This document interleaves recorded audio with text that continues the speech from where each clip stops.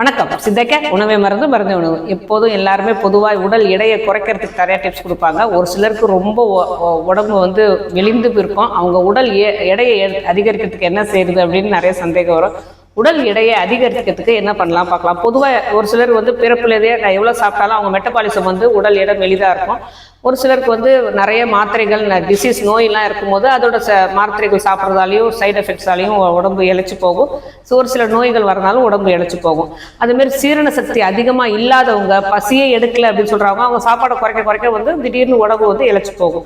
இது என்ன பண்ணலாம் அப்படின்னா, பொதுவாக எல்லாரும் செய்கிறது எல்லாம் செய்யக்கூடியது என்ன அப்படின்னா, நல்ல ஜீரண சக்தி அதிகமாக்க ஜீரணம் ஆனால் தானே பசி எடுக்கும். அந்த பசி தூண்டுறதுக்கும் ஜீரண சக்தி அதிகமாக்குறதுக்கும் என்ன பண்ணலாம் அப்படின்னா, எல்லாருக்குமே தெரிஞ்ச விஷயம், சீரகத்தை வறுத்து பொடி பண்ணி வச்சுக்கலாம். இல்லை சீரக தண்ணி குடிச்சிக்கிட்டே வரலாம். புதினா, கொத்தமல்லி, இஞ்சி இதெல்லாம் நிறைய நம்ம உணவுல சேர்த்துக்கும் போது பசி தூண்டியா இதெல்லாம் அமைஞ்சு நம்ம சீரண சக்தி அதிகமாக்கி கொடுக்கும். அப்படி இல்லைன்னா நீங்க சித்த மருத்துவர் அணுகுனீங்க அப்படின்னா, அது டயபெட்டிஸ் இல்லாத பேஷண்ட்டுக்கு அஸ்வகந்தி லேகியம், நிறைய லேகிய வகைகள் இருக்கு. லேகிய வகைகள் எல்லாமே உடம்பை நல்லா புஷ்டியாக்கி கொடுக்கக்கூடிய தன்மை உடையது. அஸ்வகந்தி லேகியம், தேற்றான்கோட்டை லேகியம், நெல்லிக்காய் லேகியம், சரப்புங்க, வில்வாதி லேகியம் அப்படின்னு பல லேகியங்கள் இருக்கு. யாருக்கு எந்த அளவு எவ்வளோ சாப்பிடணும், ஒவ்வொரு உடம்புக்கும் ஒவ்வொரு லேகியம் ஒத்துக்கும். எந்த அளவுக்கு எவ்வளோ சாப்பிடணும் அப்படிங்கிறது சித்த மருத்துவர் தான் முடிவு பண்ணுவாங்க. சித்தாக்கரை அடைக்கி அதை நீங்கள் தாராளமாக வாங்கிக்கலாம்.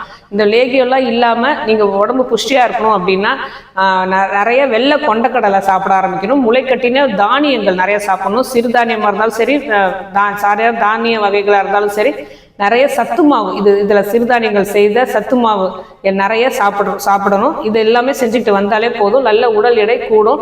உடல் எடை கூடுறதுக்கு ஸ்ட்ரெஸ் இருக்கக்கூடாது. நல்லா தூங்கணும். அப்புறம் அக்னிமுத்திரை செஞ்சுக்கணும். இது எல்லாமே அக்னிமுத்திரை செய்யும் போது நம்ம உடல் உள்ள சீரண சக்தி அதிகமாகி நல்ல பசி எடுக்கும். பசி எடுக்கும் போது நல்ல ஹெல்த்தி ஃபுட்ஸ் சாப்பிடும் போது ஆரோக்கியமான உடல் எடை தாராளமாக கூடும். ஆரோக்கியமாக வாழ்வோம். வேறு எதை பற்றி பேசணும்னு நீங்கள் நினச்சாலும் சரி, தாராளமாக கமெண்ட் பண்ணலாம். உங்களுக்கு எந்த நோய் இருந்தாலும், என்ன தீர்வு கிடைக்கணும்னு நினச்சாலும் நீங்கள் சித்தா கேரை அணுகலாம்.